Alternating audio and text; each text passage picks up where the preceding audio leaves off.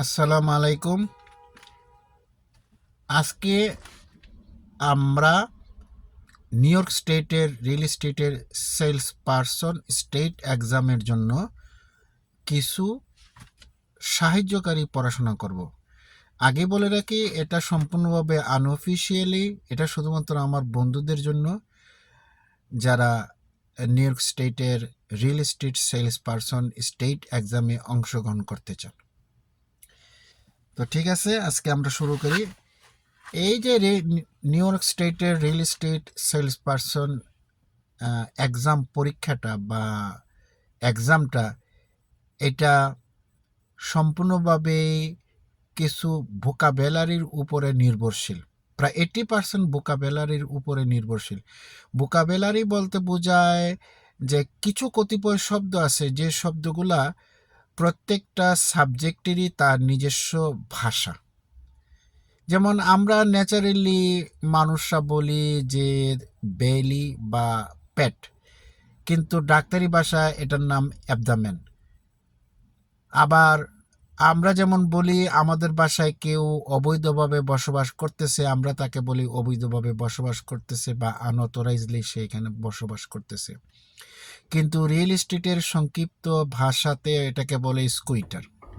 স্কুইটার মানে হচ্ছে যে ব্যক্তি বা যারা মালিককে না জানাইয়া সম্পূর্ণভাবে আনঅথরাইজলি বসবাস করতেছে সেইটা।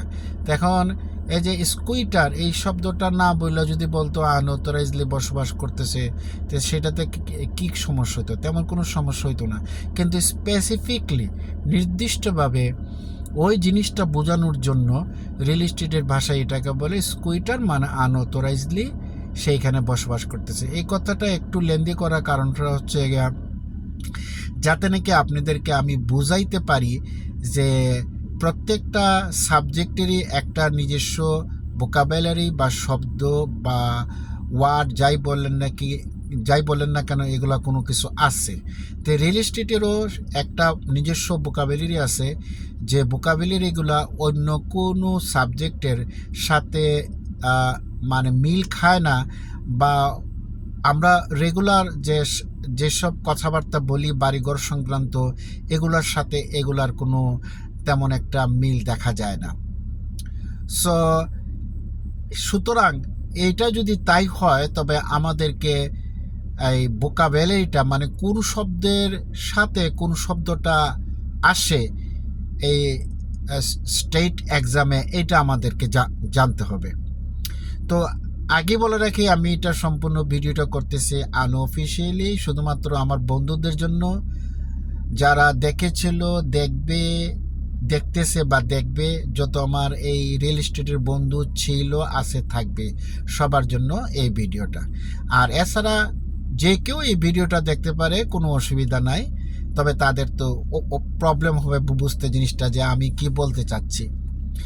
তো আর আমার কাছে মনে হচ্ছে যে এই রিয়েল এস্টেটের যে যতগুলা বইপত্র আছে এবং এক্সাম, সেটা সেলস পারসনের এক্সামই হোক, ব্রোকারেজ এক্সামই হোক, বা ধরেন আপনার ওই লোন অফিসারের জন্য এক্সামই হোক, এই এক্সামগুলো প্রত্যেকটাই ল ডিপেন্ডেন্ট এক্সাম।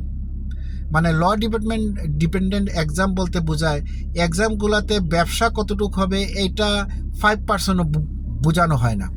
এটার মধ্যে নানা ধরনের ল থাকে, যে লগুলা গভর্নমেন্ট পরিচালনা করে, যে লগুলা দ্বারা মানুষ উপকৃত হবে, যে লগুলা ফলো না করলে তার লাইসেন্স সাসপেন্ড হইতে পারে, তার ফাইন হইতে পারে, জেল জরিমানা হইতে পারে। এইগুলাই আছে 95% অ্যাকচুয়ালি, আর কিছু না। তো সুতরাং এই এই রিয়েল এস্টেটের যত এক্সাম আছে, এই এক্সামগুলোকে real estate salesperson exam বা ব্রোকারেজ এক্সাম না বলে এগুলাকে নাম দেওয়া উচিত ছিল রিয়েল এস্টেট ল বুক। তো সেটা যাই হোক, তাদের যেটা ইচ্ছা সেটা তারা করছে। আমরা এবার তাহলে আগাই সামনে এক এক করে। প্রথমেই আমরা যে এই যে আমাদের 26টা চ্যাপ্টার আছে, 26টা চ্যাপ্টার আমরা এক এক করে পড়ে যাব।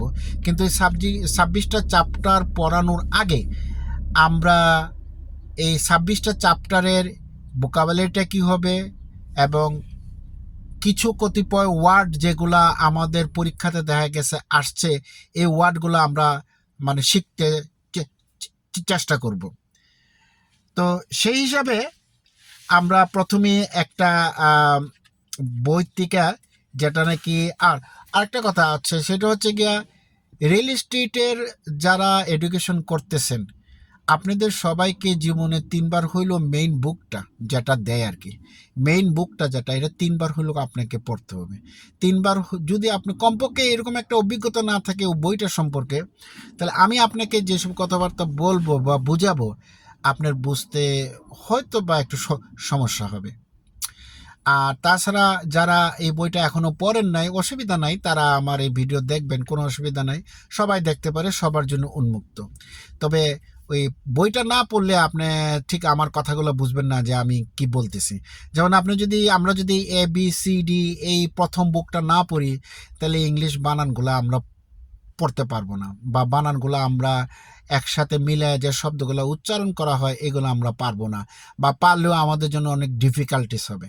সেরকম ABCD এই যে প্রাথমিক বইটা, এই বইটা আমাদের ছোটো থাকতে আমরা তো দেখছেন, এই বইটা খুব ভালো করে পড়ানো হয় যাতে নাকি ভবিষ্যতে প্রত্যেকটা শব্দ আমরা যেন পড়তে পারি। আচ্ছা, তো আমরা প্রথমেই আমরা আসি। তো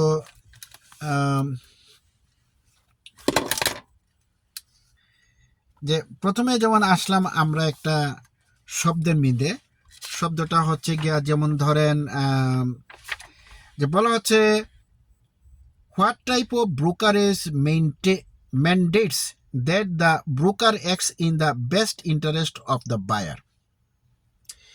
এই প্রশ্নটার বাংলা সিম্পল অর্থ হচ্ছে কী ধরনের ব্রোকারেজ কোম্পানিকে মাস্ট বি ফলো করতে হবে, যে তারা ব্রোকারির যার জন্য তারা ব্রোকারিং করতেছে, মানে তার ক্রেতার জন্য তারা যে হেল্পটা করতেছে, এই হেল্পটার নামটা কি হবে। যখন পরীক্ষার প্রশ্ন হতে যায়, এটা কি সিঙ্গেল এজেন্সি হবে, ডুয়েল এজেন্সি হবে, মাল্টি এজেন্সি হবে, অথবা ফুল সার্ভিস এজেন্সি হবে। কিন্তু বুক অনুযায়ী এটা বলতেছে সিঙ্গেল এজেন্সি হবে, কারণ সিঙ্গেল এজেন্সিতে বোঝা যায় শুধুমাত্র ওই এজেন্ট বা ব্রোকারেজ কোম্পানি শুধুমাত্র ওই নির্দিষ্ট স্পেসিফিক ব্যক্তির জন্যই আপনার ওই ব্রোকারেজটা করতেছে। আচ্ছা, আমাদের আরও কিছু জিনিস হবে, সেটা হচ্ছে গিয়া what type of listing only guarantees commission for a sale within a specified period. এই কোশ্চেনটার মধ্যে একটা ট্রিকি একটা কোশ্চেন আছে, যার জন্য আমি কোশ্চেনটা বাছাই করলাম। এখানে দেখেন নিচে লেখা আছে যে চারটা এজেন্সির নাম দেওয়া আছে, যে কোনটা হবে এই চারটার মধ্যে কোনটা হবে বেস্ট একটা এজেন্টের জন্য গ্রহণ করা। প্রথমে আছে exclusive listing agency, net listing, single agency listing, multi agency listing. এই প্রশ্নের টিকিটা হচ্ছে গিয়া এই চারটার মধ্যে সবচেয়ে বেস্ট হচ্ছে এক্সক্লুসিভ লিস্টিং এজেন্ট। বাট বাস্তবিক জীবনে যারা নাকি ব্রোকারেজ আপনার রিয়েল এস্টেট বিজনেসের সাথে জড়িত আছে, যেমন আমি আছি, আমরা যখন লিস্টিংগুলো নেই তখন কিন্তু এক্সক্লুসিভ লিস্টিং এজেন্সিটা আমরা নেই না, আমরা নেই এক্সক্লুসিভ রাইট টু সেল এজেন্সিটা। তো কিন্তু কিন্তু তো প্রশ্নটার মধ্যে ট্রিকিটা এখানে কি হইল, ট্রিকিটা হচ্ছে গিয়ে এই চারটার মধ্যে সবচেয়ে উত্তম কোনটা, কিন্তু সবচেয়ে উত্তম হচ্ছে এক্সক্লুসিভ সেলস টু লিস্টিং, কিন্তু এখানে শুধু আছে এক্সক্লুসিভ লিস্টিং, মানে এই চারটার মধ্যে এইখানে হচ্ছে এটা সবচেয়ে বেস্ট, কিন্তু আসলে অরিজিনালি এই যে এক্সক্লুসিভ লিস্টিং এটা বেস্ট না, বেস্টটা হচ্ছে exclusive sales to right listing আপনার কন্ট্রাক্ট। তো এই ট্রিকিগুলো আমাদের জানতে হবে। আরেকটা কথা হচ্ছে গিয়ে আপনাদের, আমরা কিছু সাইটগুলো আগেই পড়ে নেব। যেমন এক্সক্লুসিভ লিস্টিং বলতে কি বোঝায়, নেট লিস্টিং বলতে কি বোঝায়, সিঙ্গেল এজেন্সি লিস্টিং বলতে কি বোঝায়, মাল্টি এজেন্সি লিস্টিং বলতে কি বোঝায়। আমরা যদি এগুলো এই পড়াটাকে যদি আমরা ভাগ ভাগ করে না নেই, তাহলে ভবিষ্যতে আমাদের যখন আমরা পড়তে যাব তখন আমাদের কষ্ট হবে। তা আগে বলছে, এখনও বলতেছে, আমাদের ভোকাবুলারি এগুলা খুব বেশি জানা একান্ত প্রয়োজন। তো আমি আরও ভিডিও করব, ভিডিওগুলো বেশি বড় করলে হয়তো বা অনেকে দেখতে চাইবে না, যার জন্য এক একটা ভিডিও আমি খুব একটা বড় করব না। আজকে ভিডিওটা একটু লম্বা হয়ে গেল, প্রায় 10 মিনিটের মতন, 10-11টা মিনিটের মতন। তো সবগুলো ভিডিওই আমি চেষ্টা করব ছোট আকারে করতে। কিন্তু একটা কথা হচ্ছে কি, এই যে এই ধরনের পড়াশোনাতে ভিডিওগুলা সংক্ষিপ্ত করা যায় না। আমি অনেক ট্রাই করছি, দেখছি, কিন্তু হয় না। তো যাই হোক, আমার বন্ধুরা যদি উপকৃত হয়, আমি নিজেকে উপকৃত মনে করব। ওকে, বাই, আল্লাহ হাফেজ।